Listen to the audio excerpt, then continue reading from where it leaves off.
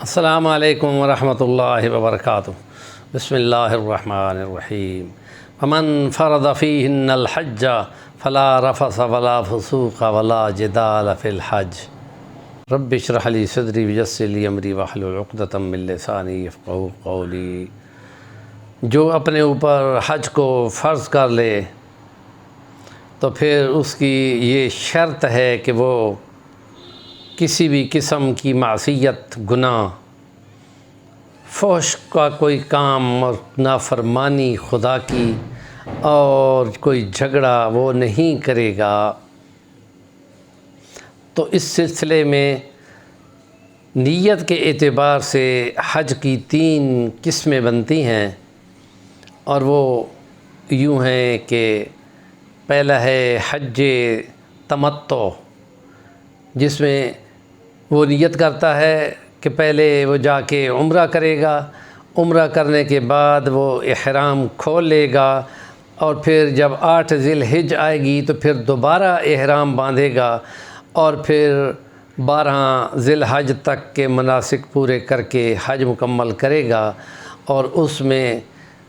یہ سہولت ہے کہ وہ احرام کھول دیتا ہے اور پھر دوبارہ احرام باندھ لیتا ہے، اور کچھ آزادی اس کو ملتی ہے، تو اس کے بدلے میں وہ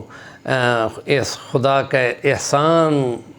سمجھتے ہوئے وہ قربانی بھی کرتا ہے۔ دوسرا حج قران ہے، جس کو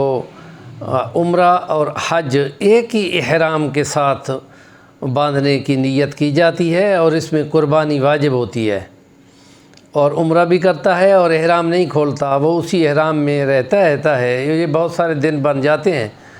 اور پھر وہ جب 8 ذی الحجہ کو منی کے خیموں میں جاتا ہے، اور 9 میں عرفہ کے میدان میں، اور رات مزدلفہ کی پہاڑیوں پہ، اور پھر 10 ذی الحجہ کو صبح سویرے بڑے جمرہ شیطان کو کنکریاں مار کے قربانی کر کے اور سر کو مڑا کے اور احرام کھول دیتا ہے، اور آخری طواف زیارت کر لیتا ہے، تو اس کا حج مکمل ہو جاتا ہے۔ اور تیسری قسم ہے حج افراد،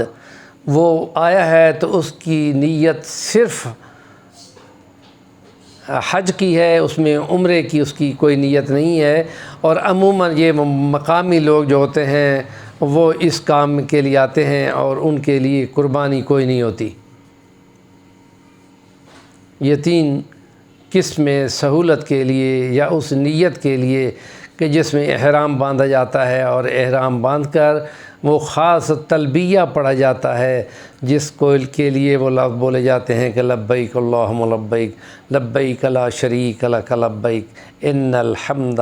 والنعمت لک والملک لا شریک لک۔ گویا کہ یہ ایک نعرہ ہوتا ہے مستانہ،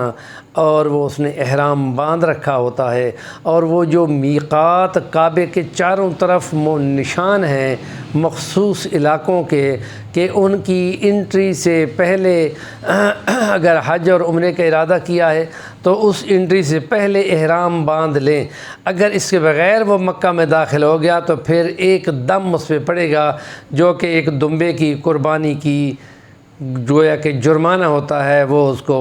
15، 16، 18 ہزار ریال جرمانہ اس کو دینا پڑتا ہے، اور یہ بھولنا اس سلسلے میں نہیں چاہیے۔ ہمارا مقصد یہ ہے کہ سیرت نبوی صلی اللہ علیہ وسلم ہمارے لیے معیار ہے اور وہ نمونہ ہے، اور اس میں جتنی عبادات ہیں ان کے لیے نبی پاک صلی اللہ علیہ وسلم نے رہنمائی کر دی ہے، اور آپ نے فرما دیا تھا کہ مجھ سے 9 ہجری میں حج فرض ہوا تھا، اور اس میں حضرت ابوبکر صدیق کو امیر حج بنا کر نبی پاک نے بھیجا تھا، اور حضرت علی کو کچھ مزید احکامات بتانے سنانے کے لیے ساتھ پیچھے بھیج دیا تھا، اور اس لیے آپ نے فرمایا تھا کہ 10 ہجری میں آپ نے آخری اپنا حج کیا تھا، فرمایا تھا کہ مجھ سے حج کے احکام سیکھ لو، مجھے لگتا ہے کہ اس کے بعد ہمارا تمہارا آمنا سامنا نہ ہو سکے گا۔ تو یہ تعلیمات نبوی ہم جتنی بیان کر رہے ہیں، اور اس میں جو سیرت کے پہلو ہیں وہ تمام زندگی کے 8 عنوان ہیں، جو سیاست اور ریاست بھی آ جاتی ہے، عبادات ساری آ جاتی ہیں، اور قضاء اور یہ